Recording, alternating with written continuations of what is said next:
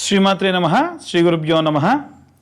ప్రప్రథమంగా మేషరాశి వారికి సంబంధించి 2026వ సంవత్సరం ఎలా ఉండబోతుంది అనేటువంటి విషయాన్ని ఇప్పుడు మనం తెలుసుకుందాం. అలాగే వీరు ప్రత్యేకంగా ఏ రెమెడీస్ పాటించాలి అనేటువంటి విషయాన్ని కూడా తెలుసుకుందాం. 2026వ సంవత్సరం అంటే ప్రతి నెల మనం చెప్పుకునేటువంటి మాస ఫలితాల్లాగానో లేకుంటే పక్ష ఫలితాల్లాగానో ఉండవండి. మనకు ప్రథమార్థము ద్వితీయార్థము ఉగాది సమయంలో మనకు ఎలా అయితే ప్రథమార్థం ద్వితీయార్థం అనేటువంటిది ఉంటుందో అదేవిధంగా ఈ సంవత్సరాన్ని కూడా మనం 2 భాగాలు చేసుకుంటే ప్రథమార్థంలో అది కూడా మార్చి నెల ప్రాంతం వరకు మళ్ళీ మనకు గత సంవత్సరం లాగానే పంచగ్రహ కూటమి ఇలాంటివి జరగబోతూ ఉన్నాయి. ఎప్పుడు ఇలాంటి పంచగ్రహ కూటములు జరిగినా విశేషమైనటువంటి ప్రమాదాలు ఎక్కువగా జరగవచ్చు.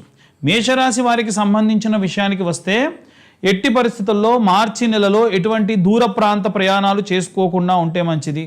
వీలైనంత వరకు ఏవైనా సర్జరీలున్నా ఏవైనా ఎవరినైనా విశేషంగా మనం కలవాలని దూర ప్రాంతాలు ప్రయాణం చేయవలసి వచ్చినా మానుకోవడం మంచిది. ఏదైనా సరే బలీయమైనటువంటి పరిస్థితుల్లో తప్ప అనవసరంగా ఎవరి దగ్గరికి కూడా ఈ సమయంలో వెళ్ళి మీరు లేనిపోని ఇబ్బందుల పాలవ్వకుండా ఉంటే మంచిది. ముఖ్యంగా గ్రహ సంచారంలో భాగంగా ఈ యొక్క గురుగ్రహం అనేటువంటిది సంవత్సరం ఆఖరికి వచ్చేసరికి ఈ యొక్క కన్యా రాశిలోకి అంటే సింహము తర్వాత కన్యలో ప్రవేశిస్తూ ఉంది. అప్పటి వరకు కూడా ఈ యొక్క మేషరాశి వారికి పంచమంలో గురుగ్రహ సంచారం చేసేంత వరకు కూడా కొన్ని ఒడిదుడుకులు సాధారణంగానే ఉంటాయి. ఈలోగా భూ సంబంధితమైనటువంటి లావాదేవీలు, భూమిని అమ్మడం కొనడము, రైతులు ఎవరైతే ఉంటారో వారు మాత్రము ఈ నెలలో ద్వితీయార్థంలో పండించేటువంటి పంటకు సంబంధించిన విషయంలో అంటే ఎండాకాలం పంట తర్వాతి సమయంలో చేసేటువంటి వాటి విషయంలో కాస్త లాభించవచ్చు. ఎందుకంటే కుజుడు అనేటువంటి వాడు మేషము తర్వాతకి ఈ యొక్క వృషభ మిథునాల్లోకి సంచారం చేస్తూ ఉన్నాడు.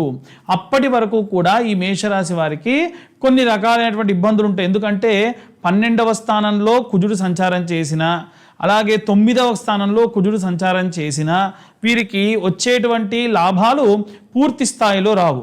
ఇంకోటి ఏమిటంటే మనకు ఖర్చుతో కూడుకున్నటువంటి స్థానం 12వ స్థానంలో కుజుడు సంచారం చేస్తే ఖచ్చితంగా వీరికి భూమికి సంబంధించి ఇన్వెస్ట్మెంట్ పెట్టేటువంటి దిశగా వెళ్తూ ఉంటారు.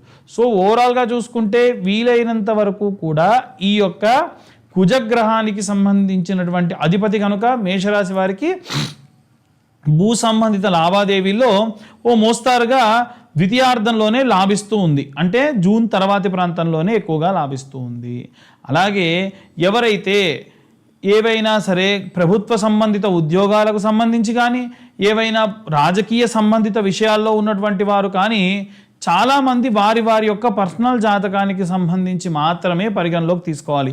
రీసెంట్గా చాలామంది ఇప్పుడు వచ్చేటువంటి రాజకీయాలకు సంబంధించి ఎలక్షన్స్ జరుగుతున్నాయి. అది సర్పంచ్ ఎలక్షన్స్ కానివ్వండి, అలాగే ఈ ఎంపీడీఓ ఎంపీడీసీ సెలక్షన్స్ ఏవో ఉంటాయంట కదండి. ఆ ఎలక్షన్స్లో విశేషంగా పాల్గొంటూ నాకు బాగుంటుందా అని అడుగుతున్నారు. జాతకంలో సూర్యుడు యోగించక ఉంటే మీరు ప్రయత్నించి డబ్బు మోసపోవడం జరుగుతుంది. ఎట్టి పరిస్థితుల్లో ఎవరైనా ఇప్పుడిప్పుడే రాజకీయాల్లో ఉండేటువంటి వాళ్ళు వెళ్ళకండి. చాలామందికి రాజకీయం యోగిస్తుంది కానీ ప్రత్యక్ష రాజకీయాలు వీళ్ళకు పనికిరావు. నామినేటెడ్ పోస్టులు వీళ్ళకి పనికొస్తాయి. లేదా ఎవరన్నా ఒక అభ్యర్థిని నిలబెట్టి వెనకాల ఉండి చక్రం తిప్పేటువంటి వాళ్ళు ఉంటారు. అర్జునుడిని రథంపై కూర్చోబెట్టి కృష్ణుడు ఎలా అయితే చక్రం తిప్పారో రాజకీయ సంబంధితమైనటువంటి విషయాల్లో ఉన్నటువంటి వారు కూడా అదే విధంగా విశేషమైనటువంటి చక్రాధిపత్యం చేస్తారు. మనం ఎప్పుడూ కూడా కింగ్ మేకర్స్గా ఉండాలి. అలాగే తప్ప కింగ్గా ఉండాలి అనుకుంటే విపరీతమైనటువంటి నష్టం జరుగుతుంది. అలాగే వివాహం కోసం చూసేటువంటి వాళ్ళు ఎవరైతే ఉన్నారో గురువు మీ యొక్క లగ్నం నుండి కూడా ఏ స్థానంలో ఉన్నాడనేటువంటి చూసుకోవాలి. గోచారం విషయానికి వస్తే విశేషంగా కుజగ్రహానికి సంబంధించి ప్రథమార్థం అంతా కూడా తృతీయం నుంచి పంచమ స్థానంలోకి సంచారం చేస్తూ ఉన్నాడు. అంటే ఎప్పుడైతే ఈ కర్కాటకం నుంచి సింహంలోకి ఈ యొక్క గురు అనేటువంటి గ్రహం అనేటువంటిది సంచారం చేస్తుందో అప్పుడు అద్భుతంగా మేషరాశి వారికి లాభిస్తుంది. ఎందుకంటే మేష వృషభ మిథున కర్కాటక సింహాలలో చూసుకుంటే పంచమంలో గురువు భాగ్యస్థానానికి చేరుకుంటాడు. ఆ ప్రకారంగా ఉద్యోగస్తులకు ఉద్యోగాలు రావడము, సంతానం లేని వారికి సంతానము, వివాహం కాని వారికి వివాహము, ఇవంతా కూడా మొదటి 3వ నెల నుండి ప్రారంభించి 8వ నెల వరకు కూడా గ్రహ సంచారంలో భాగంగా జరిగేటువంటి విషయాలు. అయితే ఇక్కడ శుక్రగ్రహాన్ని కూడా మనం పరిగణలోకి తీసుకోవాలి. ఇప్పటి వరకు నేను చెప్పింది ఏమిటి? వివాహం కోసం చూస్తున్న వాళ్ళు, సంతానం కోసం చూస్తున్న వాళ్ళు, ఉద్యోగాల కోసం చూస్తున్న వాళ్ళు. ఇక ఆల్రెడీ ఒకవేళ ఎవరైనా వివాహం అయ్యుంటే ఆ వివాహం అయిన తర్వాతకి కలత్ర దోషం, జాతకంలో కలత్ర దోషం ఉండి భార్యాభర్తలు కొట్టుకుంటూ ఉన్నారనుకోండి, విపరీతమైనటువంటి ఇబ్బంది కూడా ఉంటుంది. ఇవాళ రేపు చాలామంది ఏమిటంటే వివాహం కంటే ముందు నటిస్తూ ఉన్నారు, ఒకరికొకరు మాస్క్ వేసుకొని వారు ప్రవర్తిస్తూ ఉన్నారు. వివాహం అయిన తర్వాతకి ఆ మాస్క్ అనేది తీసేస్తున్నారు, నచ్చక డైవర్స్ దాకా వెళ్తూ ఉన్నారు.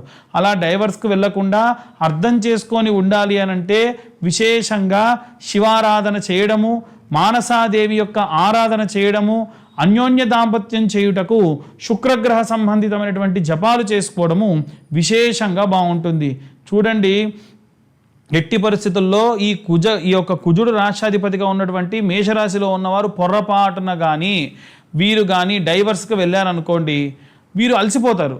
అలసిపోయి ఎందుకు వచ్చాను రా బాబు, ప్రశాంతంగా ఈ ఇబ్బంది ఏదో మా వారితోనే లేదా మా ఆవిడతోనే పడుంటే హ్యాపీగా ఉండేటువంటి వాడిని, అరే ఇప్పుడు ఇంత ఇబ్బందుల్లో ఉన్నాను అనేటువంటి భావంలో ఉంటారు. ఎట్టి పరిస్థితుల్లో ఆ వైపుకు వెళ్లకుండా ఉంటే మంచిది. ఓవరాల్గా చూసుకుంటే వ్యాపారానికి సంబంధించి బుధుడు సౌమ్యుడండి. ఏ గ్రహంతో కలిస్తే ఆ గ్రహ లక్షణాలని ప్రకటిస్తూ ఉంటాడు. అందుకే సౌమ్యం సౌమ్య గుణోపేతం తంబుదం ప్రణమామ్యహం. వ్యాపారస్తులందరూ అంతే కదండి, తన వ్యాపారం బాగుండాలంటే నోరు మంచిగా ఉంచుకుంటారు. నోరు మంచిదైతే ఊరు మంచిది అవుతుంది. దాన్ని బట్టి ఆటోమేటికల్గా ఊరందరూ కూడా మంచివాడిగా ఉండి ఉన్నత వ్యాపారం చేసుకుంటారు. కాబట్టి వ్యాపారం చేసే వారందరూ కూడా బుధగ్రహ సంబంధితమైనటువంటి వెంకటేశ్వర స్వామి, ఆయనకు అధిదేవత కాబట్టి వెంకటేశ్వర ఆరాధన చేయడం విశేషమైనటువంటి సత్ఫలితాన్ని ఇస్తుంది. ఓవరాల్గా చూసుకుంటే మేషరాశి వారికి ఉగాది వరకు ఒకలా, ఉగాది తర్వాతకి ఇంకోలా, అది కూడా ఉగాది నుండి 6 నెలల నుండి 8 నెలల వరకు చాలా బాగుండడము. ముఖ్యంగా విశేషంగా రాజకీయ సినీ రంగాల్లో ఉద్యోగస్తులు, అలాగే రైతులు, చేతి వృత్తులు చేసేటువంటి వారికి సంబంధించి యోగ్యంగా ఉంటుంది. సంవత్సరంలో 9 నెలలు యోగించడం అంటే బాగుందనే చెప్పుకోవాలి. సో వీరు చేయవలసినటువంటి రెమెడీస్ ఏమిటి అనంటే, వచ్చేటువంటి సంవత్సరంలో త్రయోదశి శనివారం నాడు వచ్చినప్పుడు తిలాహోమాలు చేయడం, శనికి నువ్వుల నూనెతో అభిషేకం చేయడం. ఎందుకంటే ఏలిన నాటి శని ఇప్పటికే దాని ప్రభావం ప్రారంభమైపోయింది. దాని వలన భార్యాభర్తలకు గొడవలు, చికాకులు ఇవన్నీ కూడా విశేషంగా జరుగుతాయి.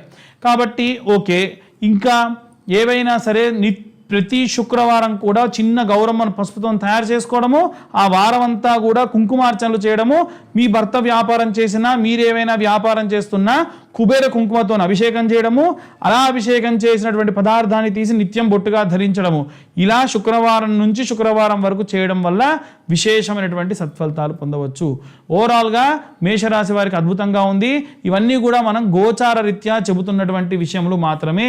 ఎవరైనా డీటెయిల్డ్గా జాతకం కావాలి అనుకుంటే మీ పేరు, date of birth, time, place కింద ఉన్న నెంబర్కి వాట్సాప్ చేయండి.